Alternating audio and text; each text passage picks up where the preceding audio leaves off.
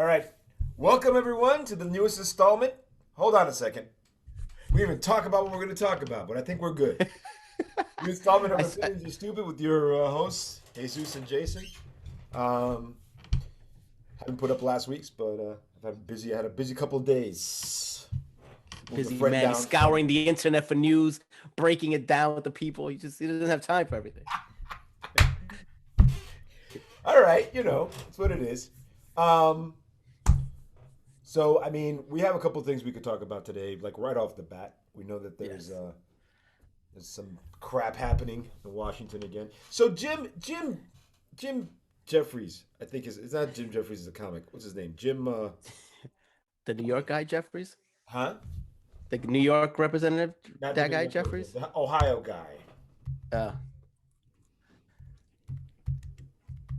let's get the name. We want to be accurate here. We want to give people what Jim the Jordan, real this piece information. of shit from Jim Ohio. Jordan. Yeah. Yeah, what a piece of shit. Oh my god, this guy. I'm tired of How people do you really feel about this guy? How do you really feel? I'm tired of people going after Fauci like Fauci fucking, is fucking their wives. I don't understand this.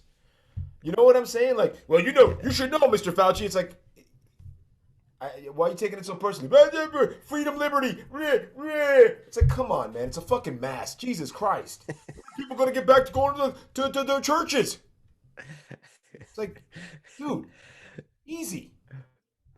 Punk ass. Unfortunately, the mask has become a political thing. Instead of like It's getting the only proper political. information from the beginning, we Okay, wouldn't be in this situation. but You it's know only that. political because of one person. One person. And he should have died when he got it. You see what I'm saying? If it wasn't for the fact that he was able to get lots of drugs, Fat Boy would have been dead. And by the way, I'm talking about Donald Trump. And you know what? I know we're not supposed to give this guy any more time, but fuck that guy. What's crazy about that? If it sounded like this guy was so bad that they just kind of came up with this concoction to keep him alive. That's how crazy it was. It Yeah, it wasn't was just like we bad. took him to the hospital just to check I him up. know. He was in deep trouble, and they said we got to do something now. He wasn't the only guy that was in deep trouble. There was a couple different people that got that sick too. Okay. What's his name from Jersey? Oh, Governor Christie. of Jersey was in intensive care for a couple of days. Right, right. Um, I'm not, no ill will toward anyone, right? I don't want anybody to get sick. I don't want anybody to die. Okay, I really, really don't, and I don't want anybody to fall down and break their legs, unless they work for Fox News. But to come after Fauci as some kind of like, oh, you're gonna tell us, Mr. Fauci? It's like you're highest paid person in government. I'm like, yeah, maybe he deserves to be, you dumbass. And the fact is that, by the way, if we're living in a meritocracy, and yet somehow when someone actually gets paid the money he deserves, it's a problem. Have you ever All seen right. that? Like, it's not like the guy from Walmart who's like, I get paid $50 million a year, and I do shit. I just make sure no one gets over $15 an hour. That guy, But Jordan loses his shit over on Fauci, and I'm like, what's going on? Plus, don't you want? It's just like anything. You do a job that's a difficult job. That's I mean, the head of the CDC or a person who's one of the top people in the CDC isn't an easy job to do. So you No. want to pay that person good money so that they stay there for a long period of time and Yes. watch over things. You don't want a turnover rate in that type of job because then it Yeah. causes chaos and it hurts us as the individual. So it's like there's a reason why you pay these guys a certain amount of money. But not only that, Fauci's been doing this job for 25 years, Right. almost 30 years. Right. He's been, dude. He was the front line of the AIDS epidemic for the Right. for NIM. So it's like, to me, it's like, what are you talking? Like, don't go after this guy because he's getting paid the money he deserves. Go after him for other shit, like, well, you're not a very good scientist or what. Or whatever, but don't make it sound like this guy knows everything. Like he's falling down because he's not giving me a date. How long is this going to take until the amount of infection comes down? When is that going to happen? When it happens. It's like, come on, punk ass. Right. I just wanted somebody to slap this guy. He just annoys the fuck out of me. You know. He's taking the mantle. I mean, look, he's taking the mantle and he's trying to, represent Trump's base at this point. And that's and he know and whether we like it or not, whether you're pro or con Trump, the base has a certain mindset when it comes to it. And he's just doing what he thinks they're doing what they think the base wants so that they can be the next guy on the totem pole. Yeah, That's but he's basically not what's going going to on. be. He's not going to win. He's not going to go for re-election. if anything, all the scandals that have been preceding him are gonna he's gonna lose bad. Like he knows Right, that too. That's the but thing. we're assuming that an end game is politics. I mean, these guys are now jumping to cable networks. These guys are doing their own podcasts. These guys are branching out where government is no longer the high point. It's just something to get them to another point, Yeah, basically. that's a good point there. I mean, that's a good And point. that's on both sides. That's left and right. That's not just Jim Jordan. I'm That's not, just I'm unfortunately not. government. Unfortunately, government has not. It's not for the people in the sense that people want to go in to help people. It's a way of using it to get a voice and then get some kind of following and take that to something else. That's what it's become. Whether that be the private sector or TV, but that's what's going on basically. Yeah, yeah, I hear you. It's sad, but that's what's happening. Yeah, it's what it is. But whatever. So it just makes me angry to see like Jim Jordan picking up. By the way, that whole thing, Maxine Waters comes after him and tells him to shut up. Like, all right, shut up Right. now. That's enough. Well, just shut up. Shut your damn mouth.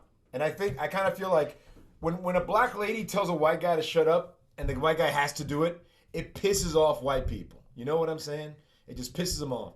And I think Maxine Waters this week, um, she was in the news because she went down to Minneapolis and was like, hey, you guys should protest if this thing goes down the wrong way. And that's of course Right. the Chauvin trial, which by the way, I don't know how anybody could have said that this guy wasn't guilty. You know what I mean? Eric Right. Chauvin was like, hey, let me show you those 9 minutes again. They made him sit through the whole 9 minutes of the video, like the whole thing. This is how long this guy had his knee on this guy's back. It's like, come on, you know? And it's crazy because every time I would put it on, just like in glancing, no matter what point in the trial, it was always, showing how he did something wrong. And it was like, really, it was that bad. You know, I'm just saying, like when you think it was bad and then you just hear it. And I'm not like watching the whole trial because this isn't like OJ back in the day where everybody was glued to it. Like, yes, a lot of people were glued to it, but people were working, people were doing stuff. I would catch it in and out and I'm like, he did that too? Like, I'm just saying, like, Yeah. it was like, that's He crazy. was, hey, the reason why the other cops got away from him is because they wanted, listen, man. It was The other bad. cops are like, I don't want to be involved Right. with this. Hey, I was there. I couldn't stop him. Hey, I understand. Just, I can't. Yeah. So, anyway. Now that being said, because we're talking about this trial, I've heard how the system worked in this case, right? Mhm. And I have to push back on this a little bit because if it wasn't for somebody, a random person on the street recording it, if it wasn't for massive protests for weeks and months at a time, I'm not saying we would have got the same outcome because I don't, who knows? But there was a whole lot of importance put on this that we haven't seen in a long time when it comes to certain trials. And they say the system worked, but the system worked because there was so much pressure from the outside making the system work. Yep. And that's what's People were scary watching is it. that, I mean, it's good that people are engaged, but it's scary that it's at this type of level for a world kind of situation to unravel for people to take notice and say, okay, we got to pay attention to this. It's pretty crazy. Yeah, I mean that's to your point. Yes. Look, we can talk about how the Chauvin trial was amplified by the protests. George Floyd was the guy. Like last year, it was Breonna Taylor, right? Right. Breonna Taylor was in bed, got shot by the cops. Um, and then it was just right after that, it was George Floyd. Right. And it was enough is enough. Like people were home stuck, watching bullshit on TV, thinking, fuck this. And I don't. Here's the thing, and I know that I've talked about this before, and I've said these things before, and whatever. Um, when we give the police more authority than they deserve or should have, when we give police unions more authority than they should have, when we give, authoritarian politicians more authority than they should have, we begin to erode the idea of of what we consider freedoms and what we consider our liberty. I know that liberty and freedom are being used by the Trump's dumb base to make it sound like everything is being done to them, they're victims. But the truth is, authoritarian ideologies that are connected to white supremacy, right, start to erode our freedoms. They start to erode democracy. They start to erode our liberties. And we know that the United States is not as free as other countries in the world. And we know that we can't say that because we don't have the same liberties since 9/11. That shit's been taken away from us. There's a reason we're being watched all the time. We have phones and shit that are watching us because people are afraid of terrorism, and I understand that. But to think that that's the only reason why, I mean, to take away all your rights because of terrorism, I don't know about that. To take away we're a fear culture now. You know that we've become a fear culture. We're afraid of everything that's around us, and people use that fear to amplify it to make people feel a certain way. You know that.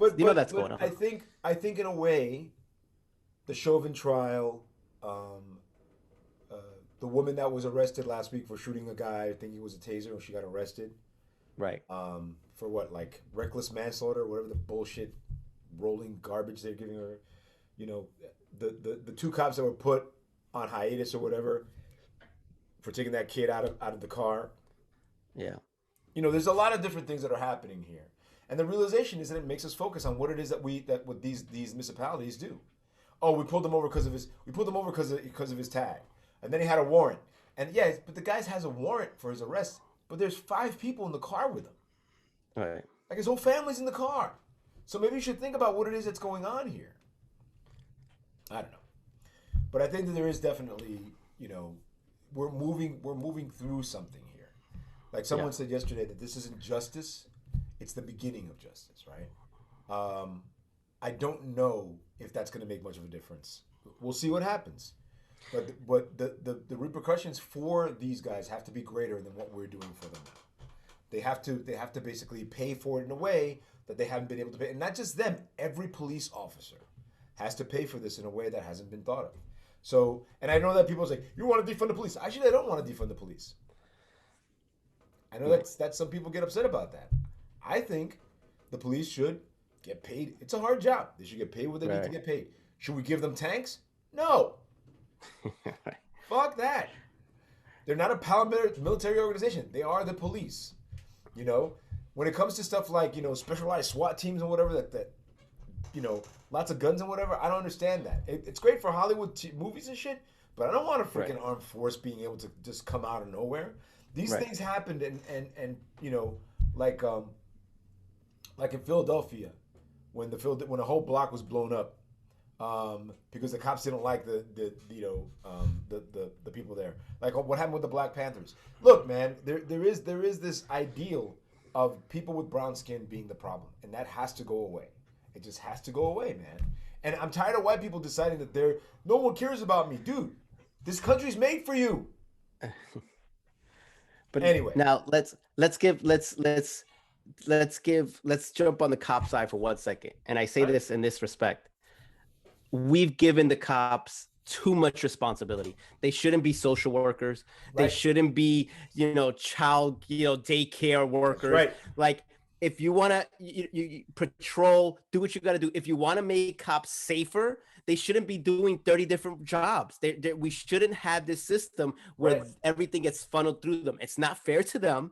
Nope. It's not fair that they're being put in situations where they're dealing with like domestic violence stuff and then trying to arrest me. Like, it's not fair to them. They're being put in bad situations, and then those situations evolve into crazier situations because they're on edge. And I could understand why. If you're going into some crazy situation where 2 people are fighting over like a child dispute, like you shouldn't be in the middle of pulling the kid out and then making to defend yourself at the same time. Nope. We need a better structure. We need a better system for their safety and ours. But especially if you're a cop and you're going in with the mindset where anything could happen, let's just tamper that down by giving them less responsibilities, giving them the responsibilities they should do, which is, checking up, making sure our neighborhoods are safe, making sure our environments are safe. Great.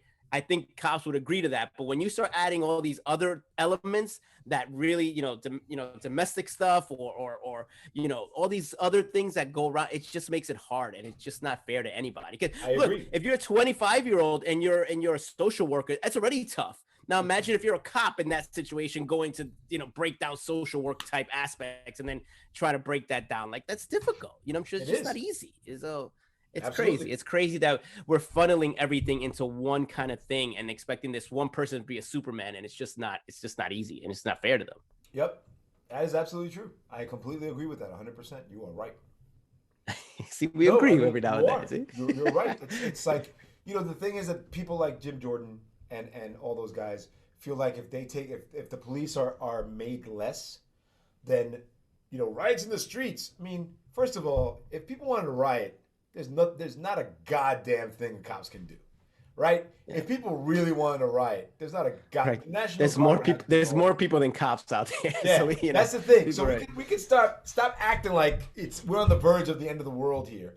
If people wanted to riot, if the people wanted to destroy a city, they could. Right. There's not enough police out there to stop them. So, Right. what we're talking about is people who are rolling on the curve of a protest to throw a brick through somebody's store window, which sucks. There's a lot of stuff that happened over the last summer that was really sad. People who Yeah. lost their businesses because riots, and I understand that, but you can't say that every time that there's somebody who is like in that Florida law. Holy hokey smokes, Bullwinkle. Which one are you talking about? Oh, you don't know about the Which DeSantis one? signed There's a so many. law. Florida is so wild, and it's like the Wild Wild West. And it's like you say that, it's like which one of them?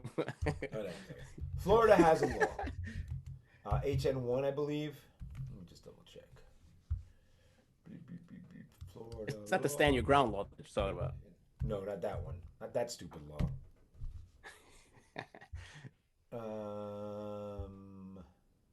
HR1. The anti-riot bill. Oh, I think I've heard. Yeah, I think I heard The this. one. anti-riot bill. The Florida House of Representatives passes the anti-riot bill. State lawmakers passed a controversial bill known as the Combating Violence, Disorder, and Looting, the Law Enforcement Protection Act on Friday afternoon. HB1, also known as the anti-riot bill. The bill expands who can be charged with felony during protests and gives law enforcement broader arresting powers. It also makes it harder for local governing bodies to defund the police. Right. Governor DeSantis first introduced this legislation in September because he's an asshole. Blah, blah, blah. Throwing brick through a Right, window is not free speech. It is a crime. Hitting a police officer with a glass bottle is not free speech. It's a crime. Okay, fair enough. Right. But now, before you even go any further, already what we talked about before, fear. So basically, we had all these city, uproars in the summer when New York and all these in San Francisco, all these places where there was a lot of violence. So of course, fear takes over, and now Ron DeSantis or whoever creates these laws to say, see, we're on top of it. We're going to stop this fear and we're going to stop this violence now, instead of understanding what was going on and trying to break down step by step how we can stop these things from occurring. It's just a blanket kind of like, with the law of the land kind of thing. Yeah. Once again, And it comes down to fear. It's you're right. We're a fear state, unfortunately. I'm just tired of this bullshit. Again, this becomes this freedom of speech issue because what they don't want is this bill goes on to let people run over people, and get away with it. It's like what are you doing? There's a second law in the nation that lets you do that. It's like, well, this guy runs over. It's like, come on, get out of here with that. Right. Because if I was a brown guy and I ran over a cop, I'm going to jail. But if a white guy runs over some black protesters, he's fine? Fuck that. That's ridiculous. You know what I'm saying? Well, This is dumb. It's dumb as fuck. We need to understand what laws we've created and why, because when you take it's interesting when you take a snapshot in time and you say same thing after you said after 9/11.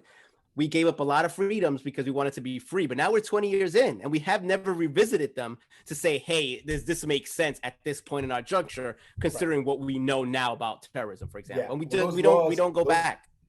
Those laws give Don't a go lot back. of power to the presidency, a lot more Yeah. power than it has. One of the reasons why they've never been rescinded is because Obama didn't want to rescind it. You want to be able to send No, none of them do. drones None of them do. everywhere. Right. So that we do have to focus on that and figure out what that is. So we talked about Chauvin, we talked about police, we talked about this anti-riot bill, which is ridiculous, and race is very racy right now. A lot of race stuff, right? Yeah. Crazy with the race. It's all What's over. happening? I mean, So let's do a little history lesson. Okay. Do you see this? Do you see this kind of like we're living through a different time, of course, but like the 1950s, 1960s kind of reawakening kind of thing? that we've had basically after, when we have people like Martin Luther King. We haven't had these kind of groups come together and try to change a system in a while. We've kind of been in a little slow pattern, and now it's kind of bubbling up. Do you think what I'm saying is, do you think we've become smarter in that time, or we kind of gone back and we're like, back in the a bad time and we're trying to get out of it again? Well, I think that over the last, I think we had a very interesting awakening in the '60s, in the late '50s, early Yeah. '60s, with the civil Right. civil rights, Right. right? And then civil rights became like this, went on this militant string, right, where people started saying, by any means necessary and stuff like that. Um, and then King's stuff kind of died off in the '70s, Right. and then That's what I Ronald mean. It Reagan, hit it like it hit a plateau for the and like, then especially the '80s. right, and then Ronald Reagan came in the '80s and just basically turned back the clock. You know, Right. he turned back the clock to this thing where people were like, "Take America back to, I don't know what that is, but take America back to where it was in the '50s." Remember, that was the whole idea of the optimism of Ronald Reagan. Right. But Ronald Reagan did stuff that really hurt our country. He broke up unions. You know, his entire thing was hurt blacks and Latinos. He just did. His Right. immigration We policy did a hurt lot black of Latinos. lot of military intervention in South America, for example. Yeah, That's that all now that we see shit was coming going. back But to hurt but us. see Certain the things. thing about that is there was a need for it, but not like he did it. You see what I'm Yeah, saying? I know. I hear Um, you. there was a need for that, but not the way Right. they did it. And the thing is, they was just following the same old CIA bullshit taxes, American, U.S. fruit bullshit. Right. Um, so now, the people who are moving stuff now, Black Lives Matter, Antifa, although Antifa really not really doing anything except punching Nazis, which is fine with me, but Black Lives Matter is doing something that hasn't been done in a long time, which is basically standing up for minorities. Um, and Asians also are they're standing. The rhetoric and shit that Trump started is blowing up in their faces, Yeah. because all that's doing is making people focus on the racism. You know Yeah. what I'm saying? Focus Yeah, on because the white it was always supremacy hidden, angle. kind of in the background, but now it's forefront. Yeah, Yeah, I it's can right see. in the forefront. I mean, we have a Justice Department that's going after the Proud Boys, like directly. That's going after these guys like hard, and it's they're not. There are people out there who don't. They've been sitting there waiting for their chance, and they felt that Trump gave them their chance, but they blew it, Right. right?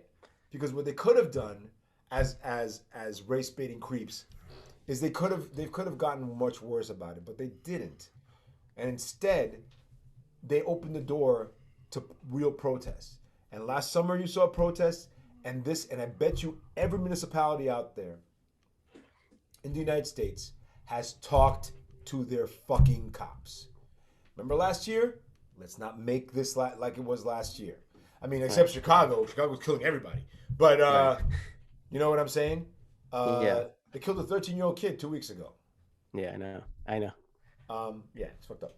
But that's the thing. It's like, where are we? Where are And by the we? way, whether that kid did anything right or wrong, like the first thing shouldn't be let's just freeze and shoot somebody. Like we got to understand, like, because I've heard this in the news, kind of like he was coming out of a dark alley. I'm like, yeah, that doesn't mean you did something wrong. And if you did, we're still innocent until proven guilty. So you Right. just don't go in, lighting Cops are people up. not Let's be honest. the judges and executioners. They are Right. part of our legal system. They are they're not even an enforcer. The thing is that people act like police are enforcers. They're not enforcers. Yeah. They're not. But that's what we've given them, these extra powers, and people now perceive them a different way than how they should be run for the protection of us and them. You know But what I'm we're saying? not. But we're not really talking about police right now. We're talking about Right. civil protests and stuff like that, and what's Right. going on. I think that Black Lives Matter is igniting other protests. Like Asians are now saying, "Hey, don't beat up our grandmas." Yeah. Latinos are creating their own thing. So the idea of someone being able to stand up for themselves, or having a group stand up for them, is a little bigger than expected, and a little scarier than expected, and a little bit more vocal than expected, and it's kind of Right. like making people like white supremacists think twice. Every time a Karen screams at a black person because they didn't tip somebody enough, and they get pulled out of a restaurant and get arrested. Good. Stop being stupid. Like, shut your mouth. Leave people alone. Jesus Christ, you are I fucking know. metía. You Just know let what I'm people saying? live. Let Ellos son people live. metidos, son I know. metidos. ¿Para qué? No te I know. metes. ¿Para qué te estás metando? No te metes. That's a typical Dominican. No te metes. That's pure Dominican. That means don't get involved. What are you getting involved for? Don't get involved. Right. Stop sticking your beak in. That's the And thing. other people's business. Like, Yeah, other don't get people's involved business. in other people's lives. Like, Mete eso, let no them te do their metas. thing. You do your thing. Right. I saw my Right. mom this week. I'm so happy I saw her. I got her a How's she radio. doing She's after? very She got excited. the shot, right? How's she doing after She that? got the shot on Sunday. How's she doing? So far, so good. I'm gonna give her a call, see how she's doing. Haven't Right. asked. But mom, she's made of fucking steel. That's true. She's fucking That's unstoppable. true. It's like RoboCop. She's like a round, unstoppable donut of a lady. I can make fun of my mom's weight because she's my mom. Shut up. I was in Park Slope on Sunday, man. I moved a friend I down saw to- you some beautiful Red Hook shots. I saw you Yeah, eating some man. barbecue. Yeah. Beautiful red hook shot. Jesus in the Hizzy Yeah. on Instagram if you want to check out my shit. No, but it was I was there on Sunday. So a friend of mine moved down. Right. So here's an interesting situation. A friend of mine moved down from where he was living in Ulster County, New York, and came down to Oof, that's up north. yeah. It's deep. It's terrible. I don't like it. Like I know people love living up there and shit. It's like it gets dark at night. No thanks. You know what I'm saying? Like right. he's a nice guy. He moved back down to Red Hook, and I helped him move. And So he got tired of the country life in a sense. Is Yeah, that what he it was was? going through a breakup. So what it made me think is like I'm thinking of making a video about how to help somebody move during a breakup. Yeah. One of the things you do is you're nice to everybody. Right. Now you're not everybody. Hey, they're all going through their own shit. Yeah.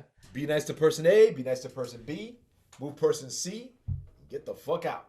Just like, what are we doing? It's like the other thing is like, you know how people like when they're under duress, and stressed, they don't put their shit together properly. Right. So you have to like try to figure out how to make things happen as best they can. When I moved out of my apartment in Brooklyn, and I had Quito and I had our cousins, Right. Willie and what's his name, Polanco, More was it? More helped me move. And what they ended up doing is just putting shit in plastic bags and throwing it out the window because I was lived in a four-story walkout. And at one point I was like, all right, Right. yeah. I mean, like, how do we get shit out of the window? Just throw it out the window. He's like, put it in plastic bags and throw shit out the window. I'm like, yeah, whatever. And because of their help, we were able to move pretty quickly. But that was kind of what we I did. remember his things like he's got comic books everywhere, wall to wall comic books. I never seen All so these many comics. comic books. It's like it's just comics. Yeah. It's like there was a day when the lady was like, how much money do you spend on comic books a week? I'm like, I don't know. Whatever, I don't know. It's like the only thing I bought, you know? Right. How much money you spend on comics? I don't know. Then we did the math. She was like, you got to stop spending money on comics. She was like, how much? Listen, man. Cut it out. Cut it out. Classic. Yeah. Yeah, but this is a Baxter issue of the number one of this. I don't care what it is. Did you since you moved out of Brooklyn, did you like come back frequently? I don't remember you coming back as much when you went to the burbs, when you went to Jersey. When I moved out to New Jersey, I never came to Brooklyn often. I came only Right. very few times. It was because, look, my kids were growing up. They needed, Yeah. Our weekends were limited. We had to do shit Yeah, right. every weekend. My son was like, you never took us anywhere on the weekends. We always had to do stuff. I'm like, yeah, Max, we both were working. We had to, Right. we had to shop for food. We had to do all kinds of shit. And Right. plus, there was like the understanding that holidays we were like the linchpins of the holidays, or Right. we thought we were. So Thanksgiving was at our house. Easter was either at Amanda's house or our Right, house. right. If we were Easter was at our mom's house, we had to make shit. So when we went, did go to the when we were living when we came out to New Jersey and her parents were living in Queens, we'd spend time there. But no, I didn't spend a lot of time in Brooklyn. I'm sorry that I So, didn't. I actually miss so Brooklyn what's a great deal.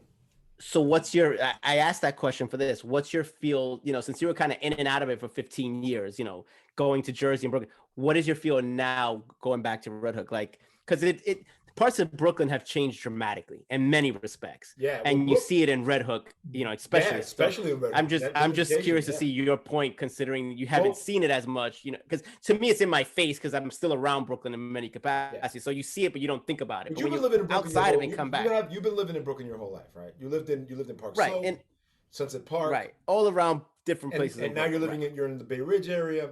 So here's Yeah. here's what I've realized, right? When I moved out of the house and I was living with my mom's in Canarsie for that 18 months or whatever until COVID hit.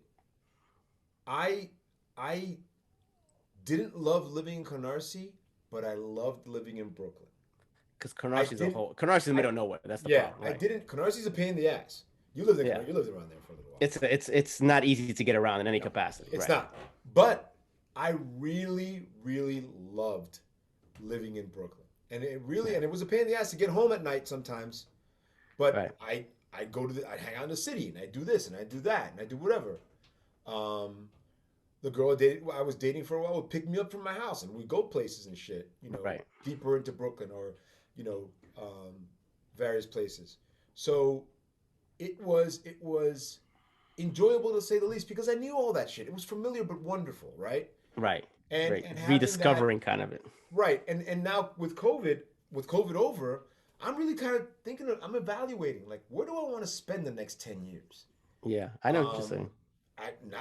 I like it here where I am. I love my apartment in Jersey, but do I really need this much apartment for one Yeah. person? Yeah. I know what you're saying. And location is important. Like my friend lives across the street from a bar Yeah. that's a grill and a bar that is cantina. So they have Mexican food and he has like a grill bar next to burgers and shit. And then down the block there's another place you can go. The lobster he lives right down the block from the Lobster Pound, all this other shit.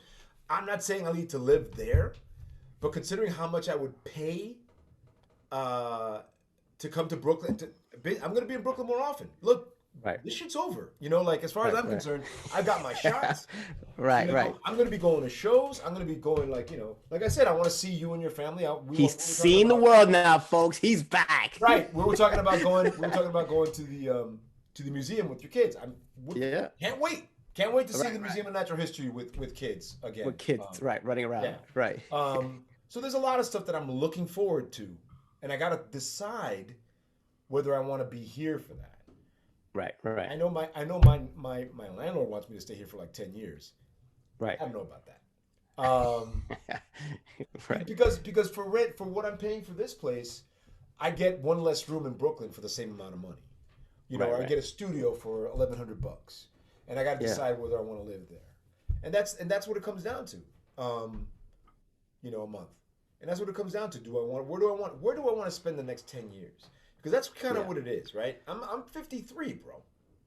I'll be Right. 54 at the end of this. But But you're a vibrant 53, so you have a lot more to live, is what I'm saying. You're not like 53, I asked getting one of the guys with the cane walking around. one of the guys that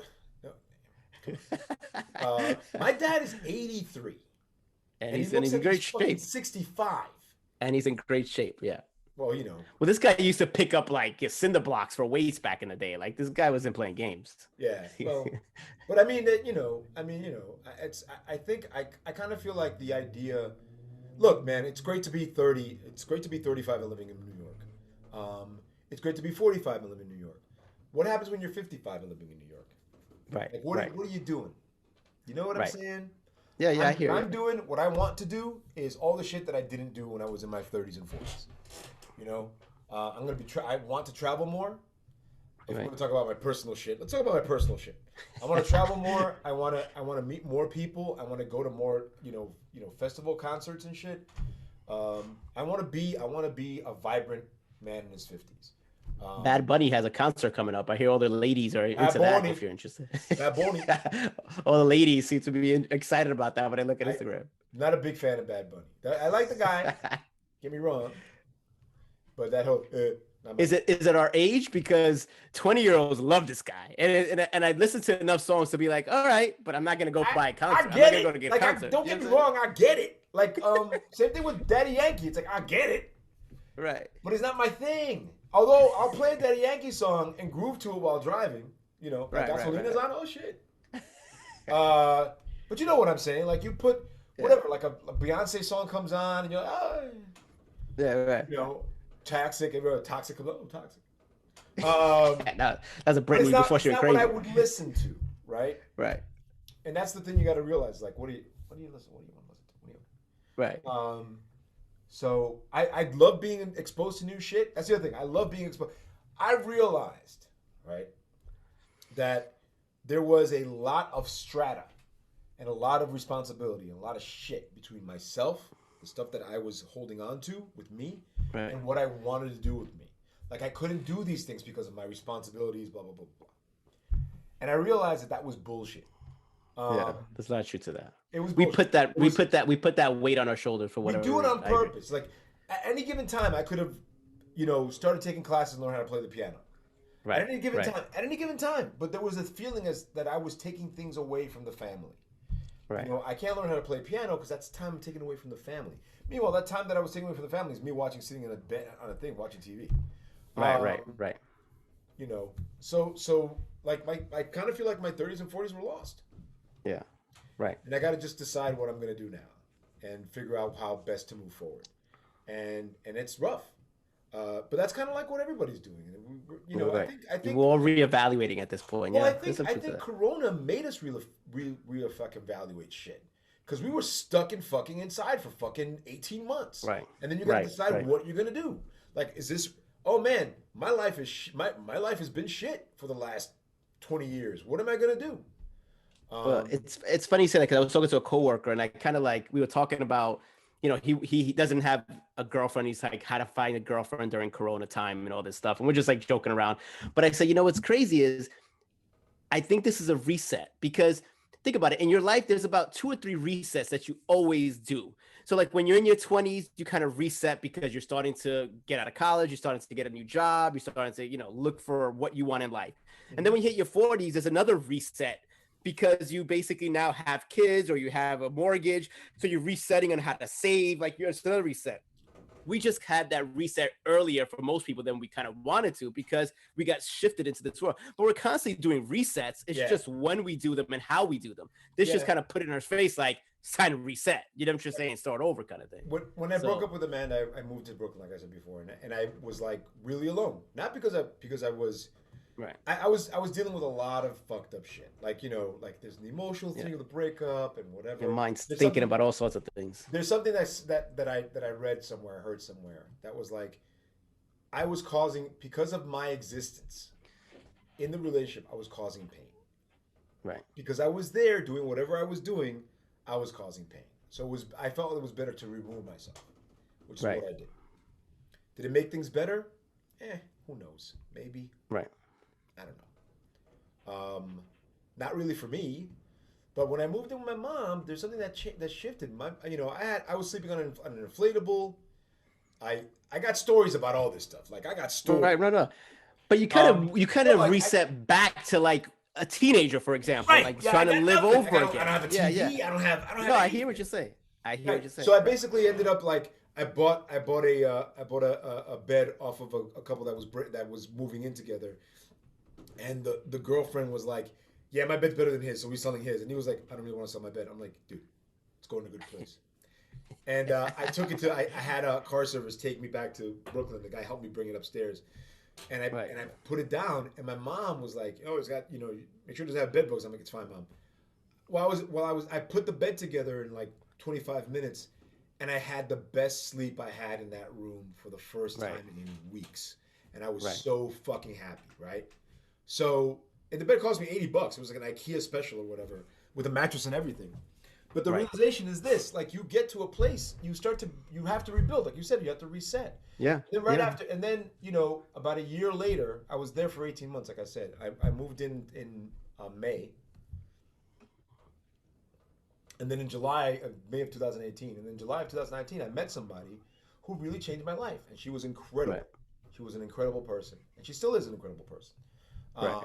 But then COVID happened, and shit happens, and Right. I ended up with Amanda again because she needed my help, and Right. I mean, I'm unhappy that I'm no longer with this person, but I understand that maybe we shouldn't have fucking been together during COVID. You know what I'm Right. saying? Right. Like maybe I should have been like Right. in April. I was like, look, I'm stuck in New Jersey. Maybe we should break up. Just Right. until this thing is over or whatever. We'll figure it out or whatever. But acting as if this person owed me something is wrong, right? Right. So, if she's out there somewhere, I love you. Take it easy. Right. But the realization is that I was expecting something from this person that was unfair to that person. Just like you expect anything from anyone. No one owes you anything, right? Yeah. They give you what Right. they want to give you, and you need to be okay with it. Whether it's something or nothing, you need to be okay with it. And if it's if you're in a relationship where you're promising something to someone, like a marriage, that's different because there's an expectation that comes with the idea of you're giving yourself to someone freely, and what you're giving to them is what you should be giving to them is something greater than what you would give to someone outside of that relationship, right? Because it's a Right. marriage. But that being said, you shouldn't be giving everything to that person. Right. No, I we hear. get I know. taught, we get told that like you got to Right, give everything right. to this person. It's monogamy, blah blah blah. But it's not right because what ends up happening is you dilute yourself. Yeah. You Dilute lose your who you are. individuality. No, you do. Right. I And agree. and the reason why you guys got together in the first place is because you were two separate fucking people with two Right. separate ideas of what things are and how they are, and that it is. And you can work things out, but at the end of the day, you need to be able to be you. Yeah. A lot of I places agree tell totally. you, a lot of places tell you, hey man, you're married to somebody, take a vacation without them. Right. Have hobbies outside of the fucking marriage. Like have a bowling league. A couple nights a week, do something else. Hey, teach yourself a language, whatever, but do it alone Yeah. because Yeah. that helps you formulate who you are. Right. Um, And it this was takes you away from the space. It removes you from the world that you're creating Right. to reset your mind and then come back to it and be like and see it in a different perspective. Because when you're Right. kind of stuck in it, you're not seeing it. You're just kind of Right. living it. When you're Right. out of it, then you can look and say, "Oh yeah, this is why this works and why this doesn't work," and then you can work on it better It and changes. move on. I'm not to saying it. that you leave your spouse or whatever. I'm saying No, I know exactly what you're saying. create space for you and Right. make sure that space for you is your own and nobody else's. Yeah. Whatever it is, even if it's your space it's your bowling league with your friends on Tuesday night between 7 and 10 o'clock, I'm gonna be bowling. Right. On Sundays it's football. I'm going to my friend's house. We're gonna have beers. I'm gonna watch football for a few hours. And I hear you. That I kind hear of you. shit. And it's not just I the hear you. social aspect. It's and you should have a hobby that you can go to at any time. I'm not saying take time away from your family. I'm not saying don't throw the ball with your kid. I'm not saying don't Right. do family vacations. But find space for you and Right. find a place. I think that I failed. I think that I failed. My reason why my marriage failed is because of that. I wasn't able to create. We weren't able to create spaces for ourselves. And to be I don't fair, mind talking and about to be relationships too fair, much because it's hard. right? No, but to be fair to that point, unfortunately, on our side, on our upbringing, we kind of were like, we saw a lot of different facets of relationships, but we didn't see, great aspects, if you know what I mean. There was a lot of different things that were going on in our families, different parents and different situations that in many cases wasn't the most normal situation. So when we started getting into relationships, we try to create this world that maybe wasn't fair when we got into them, if you know what I'm Right, saying. And then because- we're because that's constantly what we trying were to taught. change ourselves for that. That's what right. we were taught. But the thing is that you can see that for some people that shit works, right? Right. But Right. some other people it don't. Like it Yeah. fucking don't. And that's the thing. We're under the impression, especially as Latinos, especially as Yeah. Dominicans, that your wife or your su mujer, which is like to me is like you. That's an ownership model. That's like Yeah, yeah. su hombre, su mujer, your man, your woman. Um, I don't ever want to be somebody's not like that, not like your hombre. I could be, I could be, A uh, partnership. Yeah. yeah, I could be the guy. I could Right. be the man. I know about your man. You know what I'm saying? Um, so it's that kind of thing for me, and I think that I've lived too much in that vein, and I've got to find a way to get out of it because if I don't get what I want, I get mad. It's like Right. maybe you're not supposed to get what you want all the fucking time. Right. Right. Right. Maybe you should look at it from the point of view of those things. And I don't want to be an egotistical asshole. I want to be fair, right? I want to be a fair guy who's sweet to people and does the right thing by people. And that in Yeah. itself, what I just said, is hard as fuck. Because to do that, you have to be able to pull yourself out of yourself, right? Yeah. Like you were Right. saying, you got to I separate agree. yourself from who you from that ego and be hold up, what's needed right now, not what I want, what's needed. And if you can Right. make that decision, things will go much better for you in all things, in all aspects of life. Yeah. Yeah. Right. Yeah. There's So, some truth to that. Yeah. but you were talking about Brooklyn. I kind of thinking maybe I don't know where I I'm had gonna these live.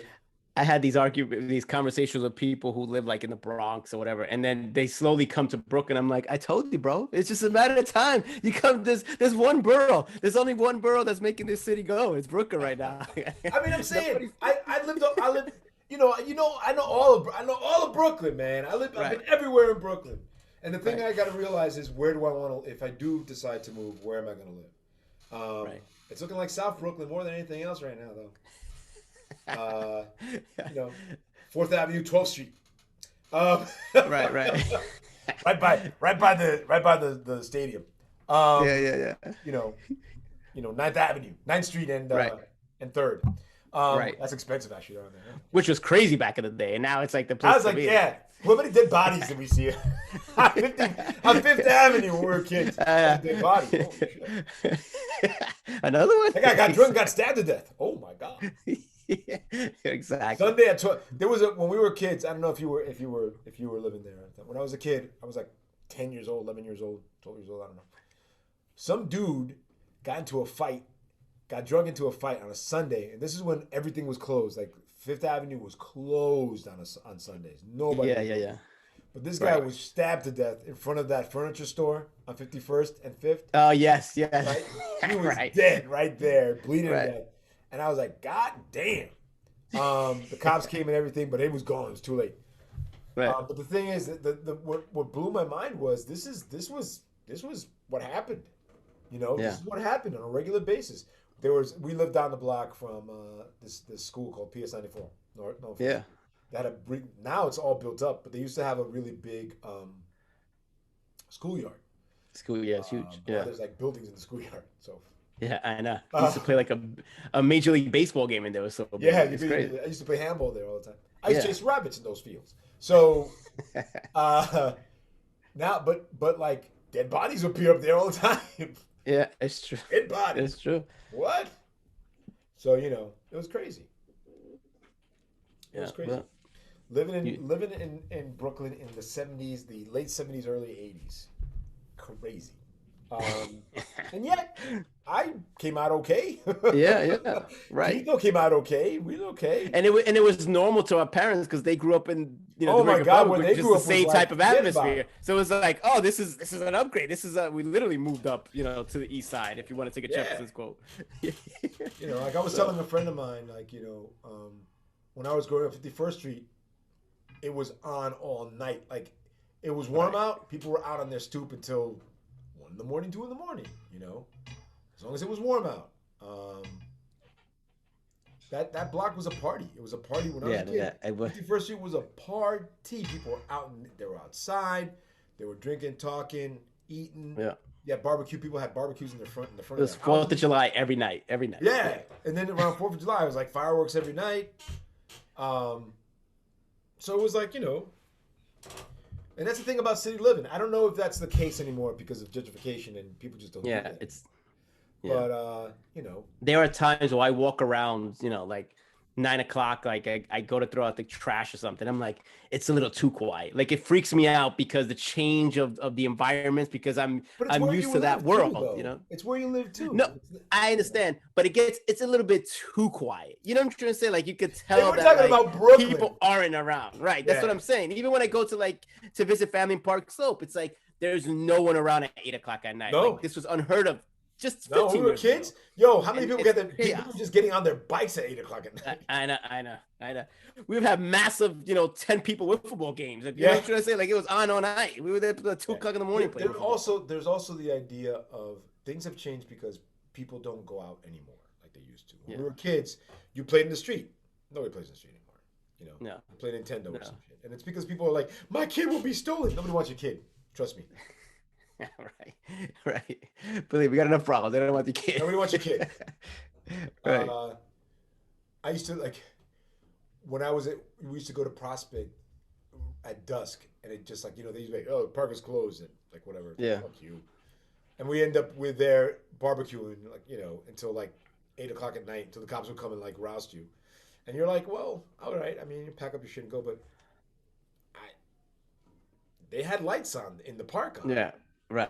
If you just Yeah, right. didn't next to a light. So it's interesting that like I said, because of gentrification, things have changed, but not really that much. Park Slope was always kind of hoity-toity when we were Yeah. kids. Too. Maybe Yeah. just more kids playing on the street. Yeah. It had its pockets. Yeah. There's I've been going I've been hiking in the cemetery in Greenwood, Greenwood. Yeah. beautiful cemetery. And I'm taking pictures in there and stuff. And it is a beautiful cemetery. It's also an awesome walk if you just want to Yeah. walk around. I know that I want to see the Buda's People grave. have people have picnics in there and stuff. Oh, Like yeah. they literally set up blankets Yeah. and everything. Yeah. I want to see the Buda's grave. The Buda Right. Buda is widow in Yeah. Spanish. Our grandmother was called La Viuda. Why? Because she was the widow. She was a widow at like 35. And never had thought about another man at 7 that kids. rate, which is crazy. Yeah. Yeah, you don't have another. That's You don't, great. you don't have another. You don't get married. You Yeah, get that's married it. after that. That's over. But it was a very interesting. We had a very interesting family growing up. You did. We could talk about that, but We should have an episode just on that and just go yeah, over we people. can just talk about. And then this happened. I went to Santo Domingo and blah blah blah and blah Right. blah blah. Yeah. My father, you find out about Yankee Go Home and all that shit that was happening in Santo Domingo when my father when they had me in 67. Right before that, my father left to. Right before I was born, my father went to the United States. But before that, he was in the army or el ejército. Right. Where he had to support the Yankees because there was Right. the Dominican Republic had a little bit of a coup and the Yeah. the army the American army showed up and they were asked to leave. Sound familiar? Right. Badiwadi. But you think about it, like our other cousin, like our other uncle was kind of like the Paul Revere of the Dominican Republic with Trujillo running around, and he was like sending messages back and forth and Yeah. making sure people knew when like the bad guys were coming. It's Yeah. crazy. It's like he was our Paul Revere. we It really is we had crazy. revolutionaries We did. in the family. Yeah, it was crazy. And we would know about them every Christmas when they break out the poems and start They reading. break out the that people poems. wrote Yeah, about my it. father break out the poems. And people start talking. Remember that dear when so and so happened, and then it's like rum and cokes everywhere. The cool thing about this, maybe, we are so far removed from that, right? In so many. Yeah. It's a good thing that we are, right? But Right. it's also not such a good thing because it's to them it was a real struggle, and Yeah. they were struggling. They came here. They fucking struggled to get I their know. families. I know. They I came. They know. were looking for apartments. I remember getting the apartment on 51st Street. Like my parents were like, this is the best we can do. My mother wanted to stay in Park Slope, and they couldn't find anything they could afford there, so we ended up 51st Street. And our aunt was not happy about that at all. Right. You're bringing up Because the family was supposed to stay together, talking right? about. And it was only like a Family. 10-minute car ride. It was only like a 10-minute car ride. It wasn't like they were going to another state or anything. Well, the way my father drove, 5 minutes. Right. But no, but it's that kind of a thing where it's like it was like 4 miles away, I guess. I don't know. Right. Right. 51st to Park Slope, 4 miles. Yeah. It's a 15-minute bus ride or whatever. Half an hour because bus is slow. Maybe. Um, but it was that kind of thing, and it's weird. It's like families are weird, man, because they're always holding something up against you, like you've done something wrong. Right. You're trying to do shit for yourself, and you've done something wrong. It's like Right. It's very true. All right, But that's for another podcast, for another episode of the podcast. Yeah. Just talking about this in freaking. But yeah, what you said about Brooklyn, yeah, I'm thinking about it. I'm like really thinking about it. Like I'm really thinking about it. And thinking about where I would live. And it would, if I were to move to Brooklyn, it wouldn't be with a car. Like that would be the first thing I'd get rid of. And get out of here. What? Get out of here. Get out of here. Get out of here. And then, but you would have to think about it because when I lived in Queens, when I lived in Brooklyn for a while, I had a car in Brooklyn until I moved to Queens, and I had a car in Queens, and cars didn't make me happy. Like having a car in the city, it just didn't make me happy. I'd rather spend that money on the apartment. Yeah, I hear you. Rent a car when I needed it, Yeah. Maybe get a motorcycle to tool around and shit. And that would be my thing. I get my groceries and whatever. Right. But yeah, like it's an expense and annoying and fuck it. It's not. Yeah. It's not. It's right. But yeah. So take the bus. But now with so many car services and so many Ubers, like it's easier to get around now than ever before. But not just that, buses are great now. Seriously, like public transit. As much as people hate public transportation, when I was living in Canarsie, and they were doing construction, right? I know. You know what I'm saying? Like already that's a problem. But right. I would get off the A train and jump on the L train and then take the bus, and that would take me an hour. But it was an hour I spent watching shows or reading a book. Right. You read a book. I agree. I agree. Like decompressing before I got to the house. Right. I remember talking to this woman from I think she was from Michigan, and I met her somewhere in the street, and we were talking, and that came up, and she's like, the great thing that she likes about New York is even though mass transit is a headache at many times, you get 45 minutes or an hour to read or to look at a movie, watch a movie or listen to music that you wouldn't have when you're at home because you're doing stuff at home. So it's like, it is a different mindset, and you just have to adjust to that mindset, unfortunately. But not many people can because they're not used to it. Right. But if you can adjust to it, it's.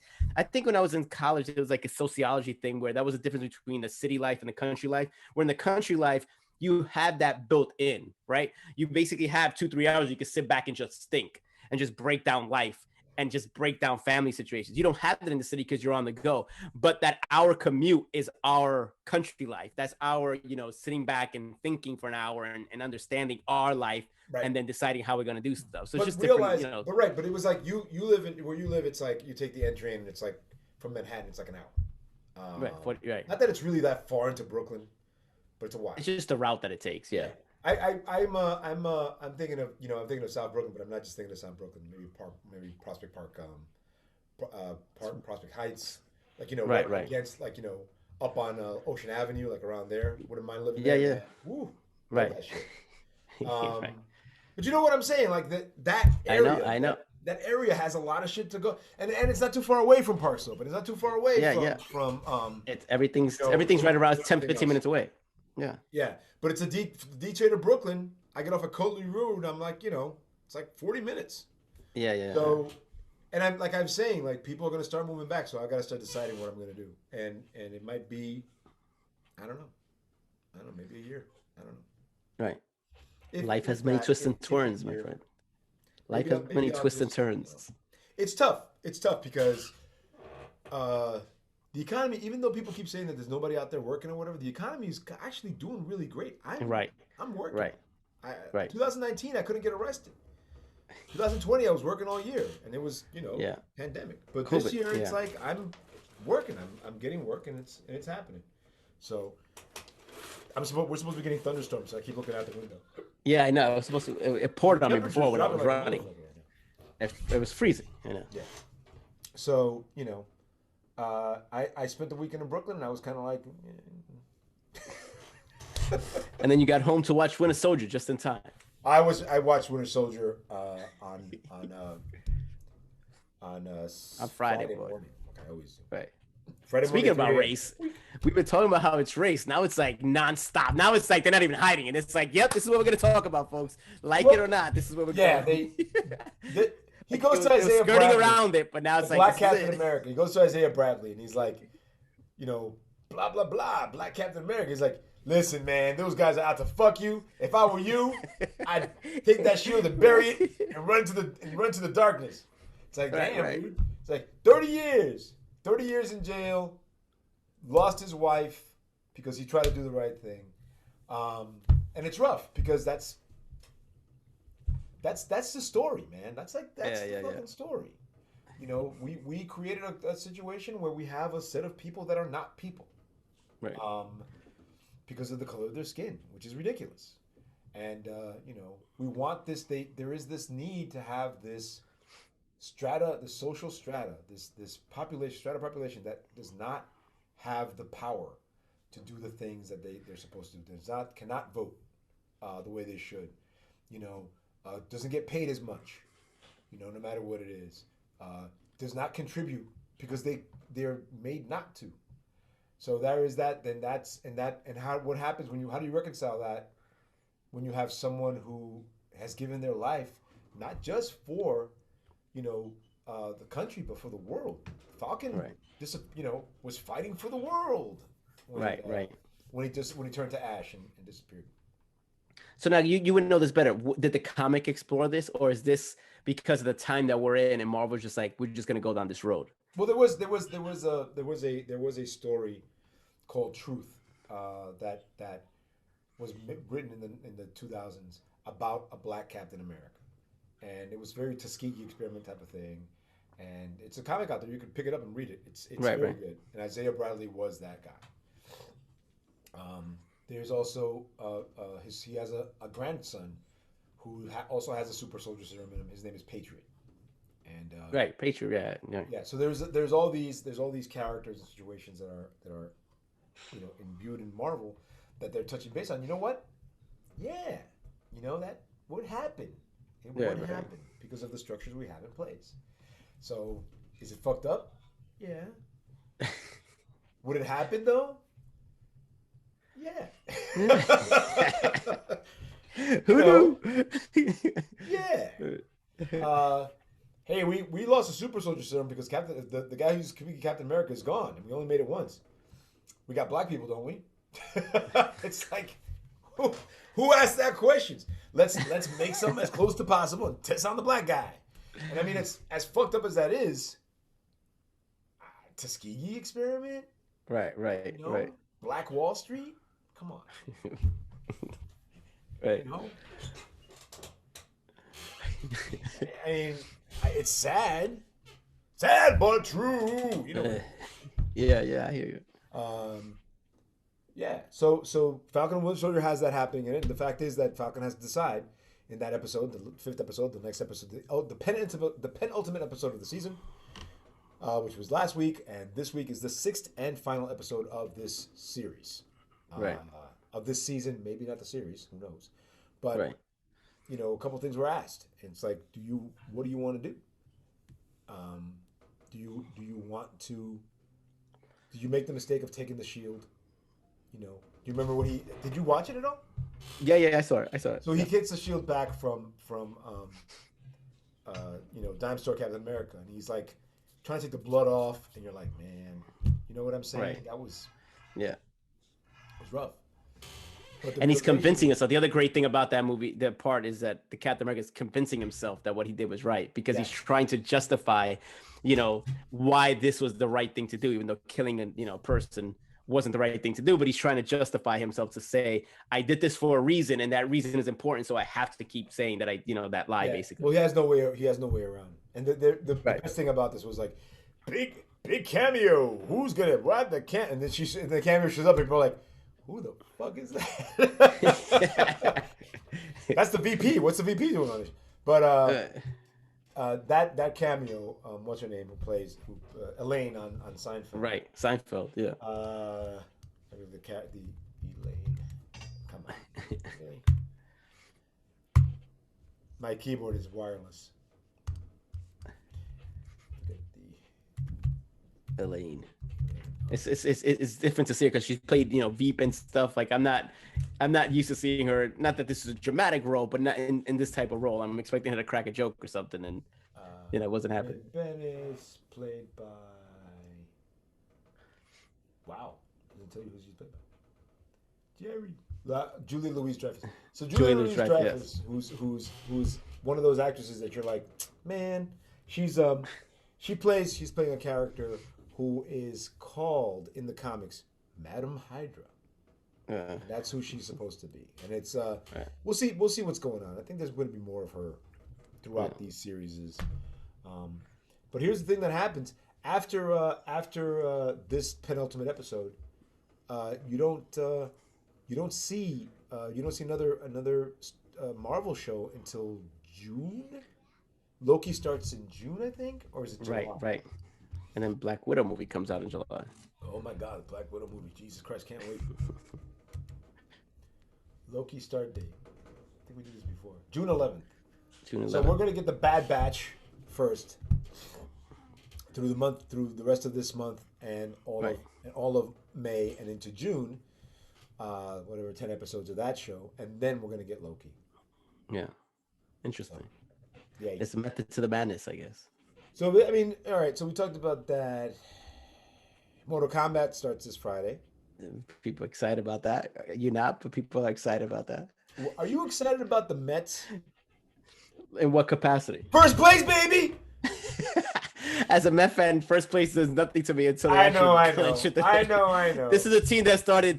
This is a team 2 years ago that started 12-1, and it's funny. I was talking to a friend about this the other day from work. The Mets started 12-1. They had a 6-0 lead at one game, and they wound up losing 7-6. Season was over at that point. I text everybody, it's over. This team is garbage. And everybody's like, they're 12-2. It's over. The season is over. I said, if they don't win tomorrow, it's over. They lost the next game. I told everybody, I told you it's over. And guess what? They didn't make the playoffs. So there's no way a team can start 12-2 and not make the playoffs. Only the Mets can do that. They are in first place. They're 7-5. The percentage is .583, which is pretty good. Right. Not bad. They have the best RBI right. There's a one guy, their hitter, the best hitter in baseball right now. They have one of the best pitchers in baseball right now. Right. And the Yankees are in the basement, so I'm happy. And I'm still right now. I'm very happy. Let's just say that. I can't get too happy. It's one of those things that don't get too high, don't get too low. You gotta just kind of I know. You gotta keep it anything safe. can happen. Boston has won 12 games, has lost 6. God damn, right. They are on fucking fire. Jesus. I think Oakland won 10 in a row now, so it's shaping up to be an interesting baseball season already. 10 in a row. So 11-7. They're 6-11. So yeah, I mean they're and they're neck and neck with Seattle, man. Holy shit. Damn. We'll see what happens. What's something to keep an eye on if you want to look at the baseball thing? Yesterday, I believe, or maybe it was today, it was the first time that MLB Players Union and the owners actually sat down to have a conversation, because after this year, their bargaining rights, basically, the collective bargaining rights cease to exist. They have to start a new contract, basically. So this is the first time they've spoken in a while, and it's very interesting to see the two dynamics coming to a head, because if they go on strike, I don't think there's baseball anymore, because people are just going to be like, all right, we had COVID. We didn't have you for a year. Now you guys want to go on strike? Who needs you guys? I think that's the case. Both know this. They know that. I think they know that. Right. LA Dodgers 14-4. Jesus Christ. Yeah, they've exploded. That's madness. San Francisco's doing pretty good too. Damn. Yeah. It's a bizarre world right now. The problem with baseball is this, though. The way they have set up how you watch games is the problem. I agree with you. I agree. Games should be you should be able to. I should be able to turn on YouTube and watch a baseball game, and with commercials. I'm not telling you don't have commercials. Right. Put commercials in there. You're gonna take breaks or whatever. Fuck, put commercials right next to the game with no sound. You know what I'm saying? Whereas football's made deals. NFL. The whole idea of like getting a subscription to watch baseball is stupid. It's the not cable just as a contracts that are hurting radio. it. I agree. I agree. But they what they should really do is think about how they're going to parse out this through the various devices and with of broadcasting. Yeah. There's always going to be TV, but no one has that kind of TV anymore, man. Who Right. to get an antenna and then to pay $65 more a month to what? No. Make fucking baseball as free as possible. Let yes, do whatever you do to make it going, whatever local markets, whatever. But put it somewhere where people can watch it at any time. Just like soccer leagues. Right. Soccer leagues, you can watch soccer anytime you want. You can watch football anytime you want. They need to start thinking about it. If you want to make, and people are like, oh, baseball is boring. Baseball is baseball. No. You know what I'm saying? Right. It ain't basketball. It ain't football. It's a thinking man's. It's a new chess if you want to look at it. Yeah, there's a lot of strategy. There's thought. There's all this stuff. How many times have you? The World Series was the thing I waited for, depending on who the teams were. If it was somebody I liked, but I think the last World Series I watched was the Boston when Boston beat the who was it? They didn't play the Yankees. They played St. Louis, where they won. When they won, yeah. Cardinals. Right. And they won, and I was so happy. You know why? Because they broke. I mean, it was an emotional game. Right. It was almost as emotional as the Mets Yankees 9/11 fucking thing. Right. That was crazy. A great game. That was a great series. Yeah. Right.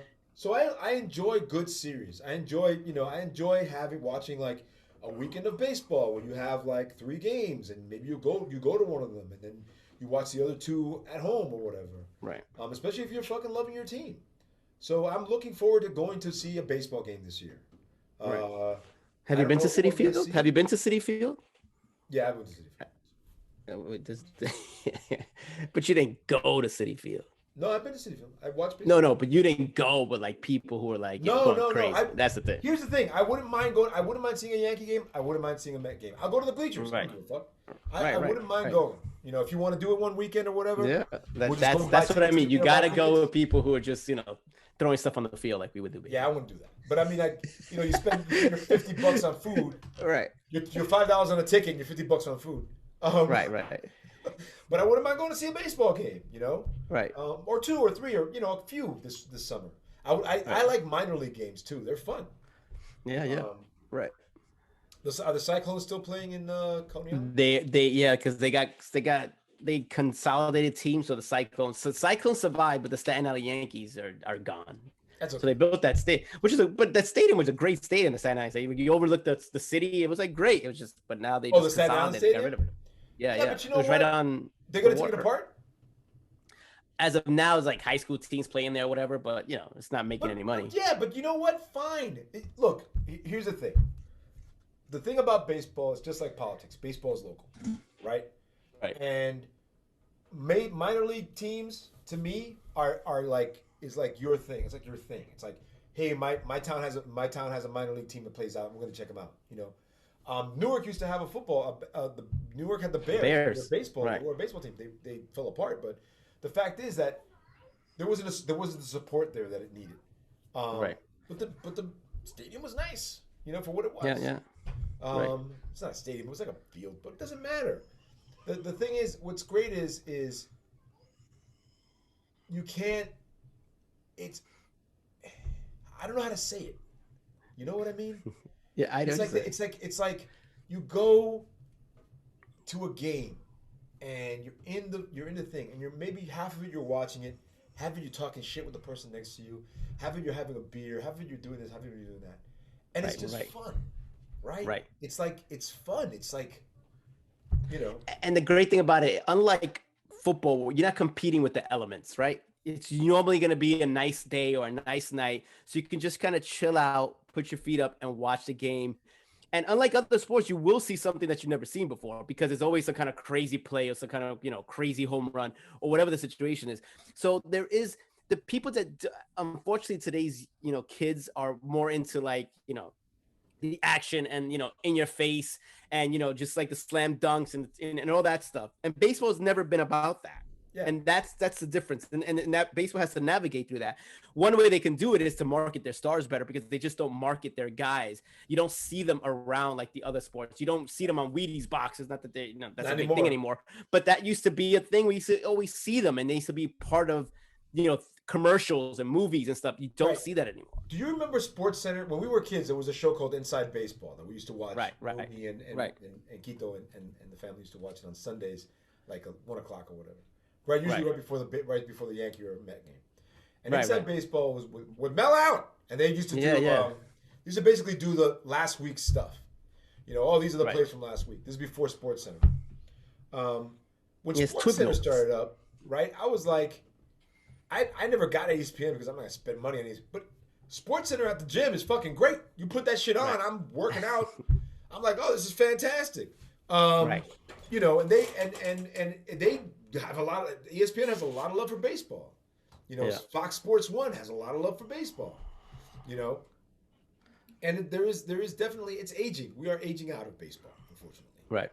But I don't. Right. I think that sometimes those audiences get hardened, and maybe they don't grow, but they don't lose any more people. Like they get to a plateau where we're not losing any more people, and those people Right. are the people that keep passing shit around to their families and friends and stuff, and there's still like that cohesion.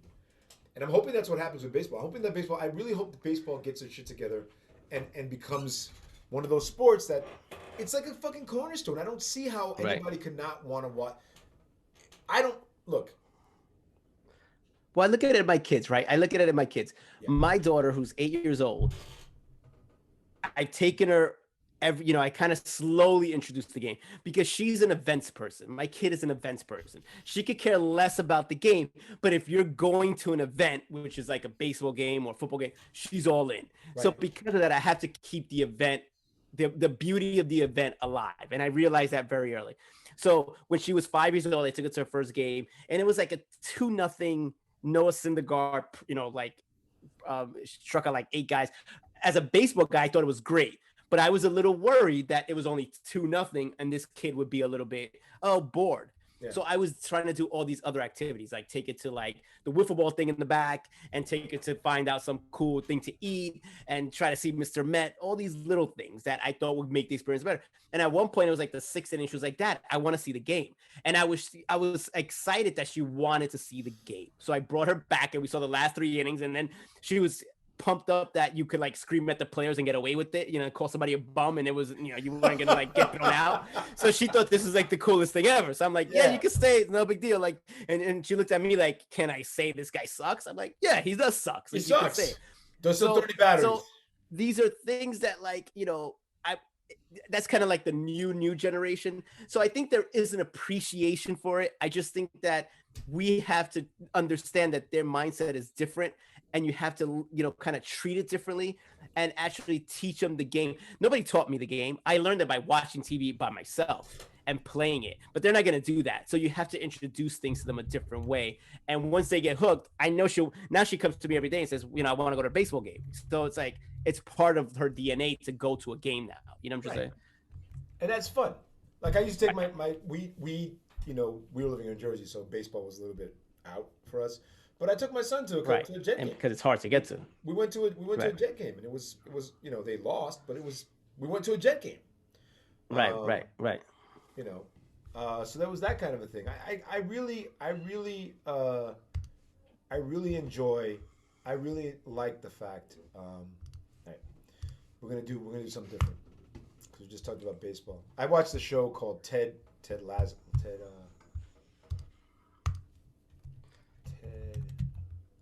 Have you watched Ted Lasso? No, what's Ted Lasso? Ted Lasso is a show. Is Ted Danson in it? That's about this guy who's a football coach. He's a football coach, and he ends up going to be a football coach. I mean, an American football coach who becomes a English Premier League soccer coach or football. Interesting. He doesn't know anything about the thing. Right. But he's really fun. He's a fun guy, and it was just very interesting. Is this the British show, like a It's an BBC American show, show? but he happens to be in Britain.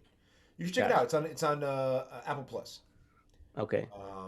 But Ted Lasso is 10 episodes of cool shit. All right. This is So what I'm doing is I'm looking at the movies that are supposed to be coming out, and there's a mess of them that I'm looking forward to. One of them is called Wrath of Man, which is the new Guy Ritchie movie. Guy Ritchie, Yeah, Madonna's ex. it's and it has Jason Statham in it, so you know it's gonna be good. There's also So the he's Spiral gonna movie, be which I'm not looking forward to. throwing people through glass plate windows. Is what The I'm movie hearing. that I'm actually really looking forward to is never. It's not gonna be. It's gonna be in theaters. They're releasing it in theaters. Army of the Dead comes out May 21st. I saw the trailer to that the other day. It looks very interesting. It looks very interesting. And then there's a Cruella movie. Uh, Um, the week, and here's the thing that we start getting into that thing where there's a movie a week. Right. The next big movie after Cruella, which comes out May 20, actually before Cruella. Oh no, comes out the same week as A Quiet Place 2, which I can't really wait to see either.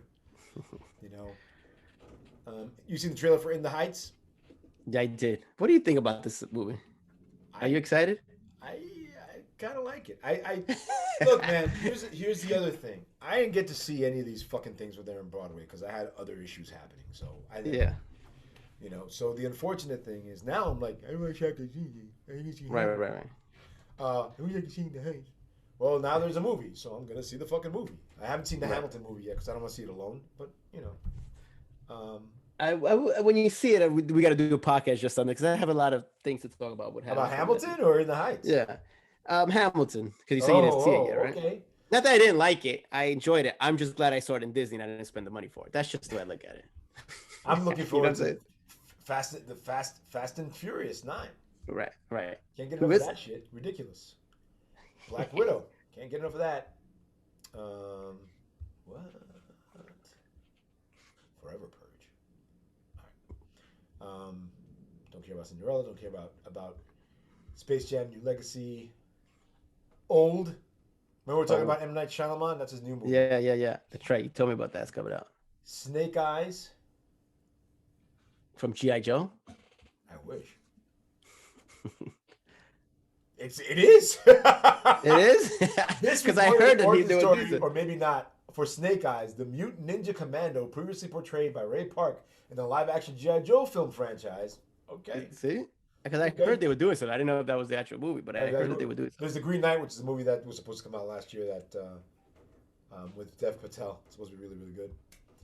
Jungle Cruise is the movie that I'm actually waiting. I can't wait to see. I cannot wait to see Jungle Cruise, man. I can't wait. Fucking A, man. I can't wait to see that movie. Jungle Cruise. Yeah. You have a Suicide full Squad, plate of on your course. docket. What? You have a full plate of movies that you're Oh interested man, in. you You can, I'm get gonna see it. I'm this gonna man gets put very every excited. single one of these in the theater. I'm not gonna fuck around. There's a Are Candyman. you a popcorn slurpy guy when you go to the movie theaters? What? Are you a popcorn slurpy guy when you go I'm a to the movie? popcorn guy. I'm not a Slurpee guy. I don't even buy soda No. anymore. It's too much soda. Too much soda. Terrible. Terrible. And then there's No more RC. No more RC cola. Then there's the Bond movie, and in October, my birthday month, I got the Bond. I got Dune coming out on October 1st. You know, Interesting. 5 days before my birthday. Mobius comes out on October 8th, which is okay. I don't care about that. No Time to Die comes out October 8th. So I get to have my birthday and then go see a fucking Bond movie that I've been waiting a year, almost 2 years to see. A Holy triple feature. shit. Then you got the Halloween Kills and I don't care about that. Jackass 4 really. And Last Night in Soho, which I thought was going to come out much sooner, but that's the Edgar Wright movie I can't wait to see. By the way, Edgar Wright, are you a fan of Edgar Wright, the director? Yeah. I know what you're talking about. I get right. You see, have you ever seen Baby Driver? Yes, I have seen Baby Driver. I've watched Baby Driver 3 times in the last month. Because there's nothing else to watch on TV. So No, because I watched it, and then I watched it with my son, who's never seen it. Right. Then I watched it with my friend when we were in when I was up where he was living, and it's like man, Baby Driver. But it's good. It's a good movie. Yeah, And then right before that, back in early March, late February, his other movie, his Scott Pilgrim, was on Netflix Yes. again, and I watched that again. And then it's being released again this month for the 10th anniversary. I'm gonna go see it in the theater because See? Scott Pilgrim is awesome. He makes good movies, man. They're fun as fuck. Yeah. Hey, that's what movies are supposed to be, fun. Everything like Bill Maher had this great skit where he was talking about how the Academy is just like want to make you slit your wrists, but it's true. It's like there's no more fun movies. There's no more movies that just make you enjoy and laugh. Everything is serious now. It's crazy. Oh man, I thought Top Gun Maverick was gonna be. It's coming out in November. Right, and probably for Thanksgiving weekend. As a matter of fact, week before November 19th. Yeah. Wow! Wow! Wow! Wow! Wow! Wow! Wow! Wow! Take my breath away. And the Kingsman, which was supposed to come out in January of 2020, not January, March of 2020, I'm sorry, April of 2020, get pushed back to fucking December 22nd of 2021. Holy shit! Crazy. God damn! That's when you think it's safe to go to the movie theater again. And of course, The Matrix 4. That's right. So is that Two. like so the first three occurred and this is like the continuation, or they're rebooting this movie? Like it's I don't just know. Let me see what it Neo's says here. introducing a whole new. Somehow, some way, Neo and Trinity are set to return to the world of the Matrix. I guess. I don't care. Robert Downey Jr. is going to be a Sherlock Holmes movie, and the Downton Abbey 2 movie. So, Nice. movie I don't give a fuck about. People love Downton Abbey. Oh, and Adam McKay is making a movie with Leonardo DiCaprio. It's DiCaprio's take on disaster movie. Escape from Spiderhead. What is this? Sounds scary. About a pair of future convicts who agree to a series of experimental drug tests. All right, whatever. All right, well, remake of The Harder They Fall with Idris Elba. The Power of the Dog. See, Jane we Champion went made a movie. we went from politics to emotions to movies. People, you don't get this anywhere, man. It really range the gambit on this show. You don't get this anywhere, man. We're breaking down politics, breaking down feelings, and now we're breaking down movies. Come on, what else do you need in life? Finally, the French Dispatch gets put out. Damn, when is this coming out? This movie was supposed to also come out in 2020. You got nothing. Oh man, 2020 sucked a dick. God damn. Yeah. Holy crap. Anyway, Good times. Maybe 2000. To movie dates it up, future. When we'll do a Mystery Science Theater 2000 and we'll review the movie while it's going on. What? Mystery Science Theater 2000. I love Mystery Science Theater. You ever take your kids to the Christmas shows? You ever take Which your kids to the? So they do. They Like the used to- Rockettes? until the pandemic. They used to do Christmas shows where they'd have they do a show and you go see Mystery Science Theater and they make jokes and it'd be a show and it'd be like live. Oh, they would. That's right. I've never taken them, but I know what you're talking about now. Yeah. I they took used to my do that. kids to a couple of them, not back to back, but like a few years apart, for Christmas, and we really had a great time. It was a lot of fun. Yeah. But you should go. Same characters, the same people. Same guys, but they're not the robots anymore. It's the other Gotcha. thing. Yeah. Their own Right. thing. Riff tracks. Gotcha. But I mean, the Mystery Science Theater movie, the motion picture with This Island Earth, is one of my favorite of their movies. It's just so fucking funny. Kills me every time. It was great. That was a great concept. And when people don't know what it is, I'm like, you got it. Come on. Yeah, Just right. the Godzilla ones. Oh my god. I know. We're supposed to talk about that though. We're supposed to talk about that. Last thing we're going to talk about tonight. Last thing. Doing it for a while. We'll talk about one more thing. Right. Okay, so a family member we have a lot of respect for and love made a point that we don't really agree with, but it's interesting. It's a point. And that point Right. is that when specific characters are in a movie, whatever that movie is, no matter what the next movie is, you really should consider it a remake. Now, Right.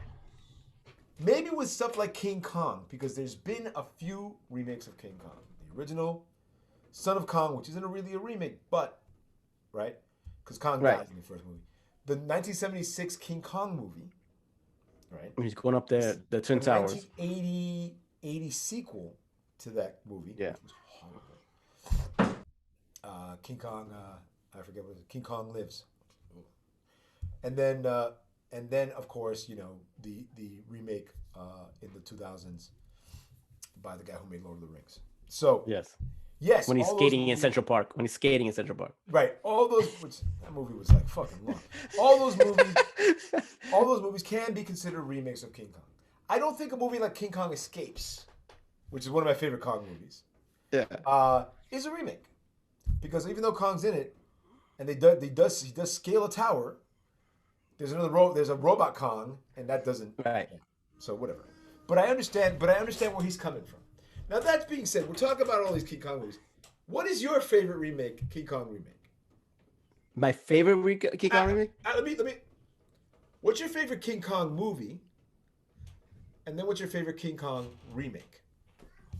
Well, my favorite one has to be, when I was a kid and you see King Kong versus Godzilla, because this is the first time you're seeing these, titans, if you will, fighting each other. And it was cool that, and it was always on. So you would see it, it would come on every couple of months, and you would like just enjoy it over again as a kid. So of course, now, even though I make fun of, right.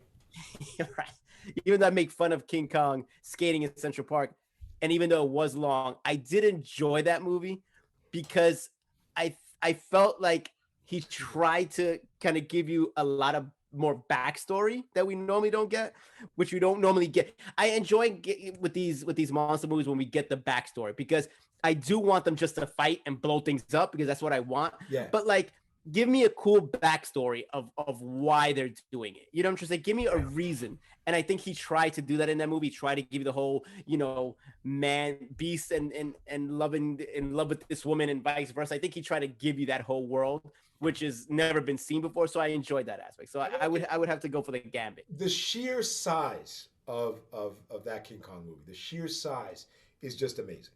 It's like King Kong meets Temple of Doom, because of all the shit that happens in it. But I think that my favorite King Kong remake has to be the 1976 King Kong movie with Bridges. Bridges. And what's her name? When he's going up the Twin Towers. He goes up the Twin Towers, yeah.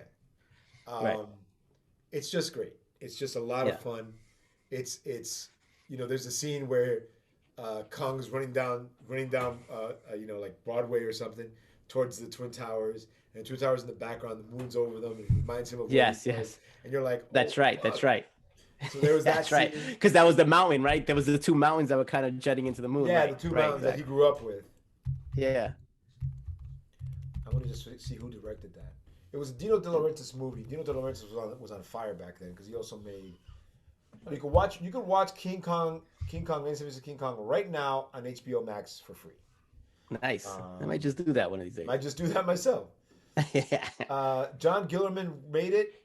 It got a Special Achievement Academy Award, and Jessica Lange and Jeff Bridges were in it.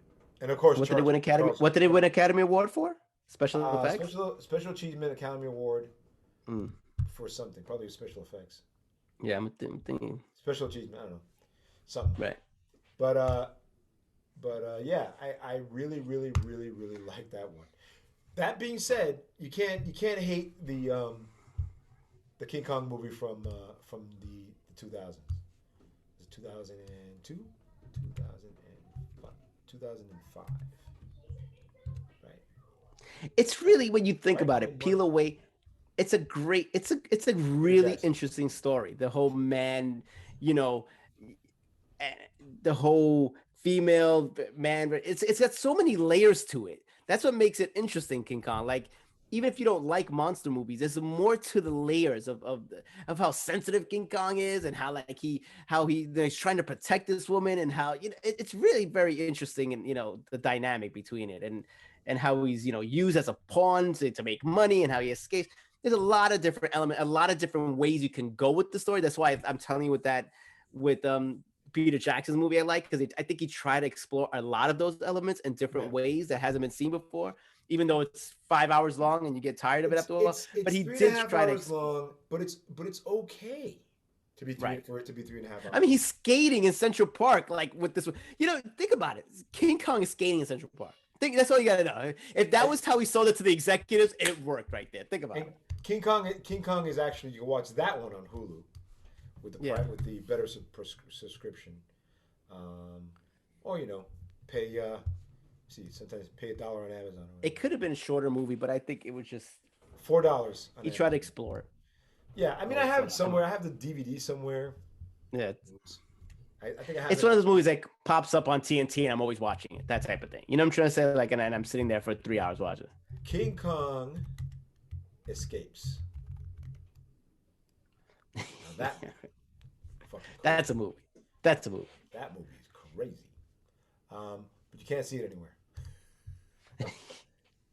You cannot. Only in my No, heart. seriously, it's nowhere to be seen. How can I watch King Kong Escapes? You can't. On Netflix. What? Is it really? It says it's on Netflix. What year is this? Streaming on Netflix. Get the fuck out of here. What? No way. Do you still get the DVD in Netflix? By the way, does that can. still exist? You can. You can. You get can? it. Yep. Yeah. So Just popped in my head when you said I gotta say that okay. So I'm gonna do a thing. First of all, War of the Gargantuas you can see on HBO. If you I haven't know, seen, if you've never seen War of the Gargantuas, they took a King Kong costume and colored it 2 different colors, Right. blue and red, and they changed the head Right. a little bit. But it's basically a King Kong costume. And there's these two like warring brothers. One Right. is red and he eats people. One is blue and he does not, and they fight each other. It's a fun movie Yeah. if you're into giant monsters. Right. And who isn't? Let's that's be on honest. HBO. Right. So my favorite of all the King Kong movies, I said 19 King Kong of the King Kong remakes, is Right. the King Kong movie from 1976. My favorite King Kong movie of all time is King Kong Escapes because it's fucking bonkers. It's fucking insane bonkers bullshit. And if you haven't seen this movie, trust me, get yourself a couple beers or some hard liquor and watch the extravaganza that is King Kong Escapes. Hopefully dubbed. Watch it dubbed. Please don't watch it in real Japanese because it just looks weird when that white girl starts talking Japanese. It's like, what the fuck's going on? But yeah. Anyway, I think that's it. What do you think? I think we broke it down for the people. Once again, the people got it broken down. Hour and a That's my half, favorite saying. another hour and a half show in the box. Put in the books. Thank you guys for joining us. If you haven't joined us, fuck you. I mean, no. Please tell your friends, subscribe or whatever. I don't know. I think we've got Take maybe my 30, breath 30 away. all together. We've maybe got 30 views. And we have to we try to end with a song, and of course because of Top Gun, it's for me it's Danger Zone. Take my breath away. It's Take My Breath Away. Take my breath away. I like Danger Zone. Flying That's to true, the too. Danger Zone. Lana, Danger Zone. If you ever watch Archer, you know what I'm talking about. Yeah. I love that song. That song is fucking great. When I have it on my headphones and I'm listening, so you say goodbye to you. It's all that fighter talk and shit. Anyway, folks, thanks for stopping by. Go for the 31st view, baby. Woo! Woo! 3 people watching this shit. That's right. This is your old friend signing off. If you haven't been able to check us out, if you know me on this channel has its channel. So there's more of these on there if you haven't seen them. Also, if you can follow The me, library who I is am. exploding, is what he's saying. If you know who I am, I also put up some live stuff on a daily basis on Facebook, or maybe not so daily. I don't know. It's all garbage to me. At this point. Whatever he Yesterday feels, I did folks. like 3 because of the trial. Hey, look at me. They called. My friend said you ran a lot. I'm like, I'm not ranting. This is not ranting. Just talking. No ranting. Just talking. It's just stupid opinions. Yeah, stupid opinions. Who gives a fuck? All you can say is like, "Hey, shut up." All right. I could say, but there's some opinions that are not stupid, and that is New York has the best bagels. Fuck you, Los Angeles. New York and Chicago and Boston. New York has the best bagels. You know what else New York has? Really, really good donuts. Yeah, that's right. I said it. Good donuts. So we're gonna have to do a taste test. We're gonna have to do a taste test. Favorite pizza place in New York City. Favorite pizza. Let's go. Smiley's on 9th Street in Park Slope. I went there. Smiley's. I went to Pino's this weekend. That's good. It's all right. Have you done DeForest Pizza in it's near Brooklyn College. Have you been to DeForest Pizza? No. That's like, it's always considered like the top. It's like the size of like your bathroom, but it's like considered like the top pizza place ever. It's and one of those like, places that like, have people wait. They wait online. yeah. You know where we should go? Because I've never been and I really want to go. What's the name of that place? Spumoni Gardens. Simone Gardens. You saw my. I did a couple Instagrams with that one. You saw that the last one. I did a couple months. So you gotta go. We gotta go. And that's it. Now it's getting warm. We can do it. You can Not eat only is out. it getting warm. Fuck COVID. I got my shots. You can eat outdoors. So even if there is COVID, doesn't matter. You know, but the thing is that I'm seeing that we can take it to the pier. We can take it to the pier. Well, boom. One more thing about COVID. One more thing about stuff. Yes, last week the president said, "Please go get inoculated. We have tons of stuff." It looks like they're gonna release the J&J stuff again because what they said was, "Hey, 10 people die. Who cares?" Which is what I was saying. You know? Oh, you're gonna get a. Who cares? Fuck you. All right, open it up. So I think that we look. We don't know who's gonna get it. Who's gonna get blood clots? Maybe we keep that open, but get people. And it's like 6 women out of 500,000 people or something like that. Right. I don't know. But they have to be cautious. They have to be careful because the anti-vaxxers will go crazy, and just people who just in general want this not to work are gonna go crazy. I really, really, really, really want people who are against vaccines to die.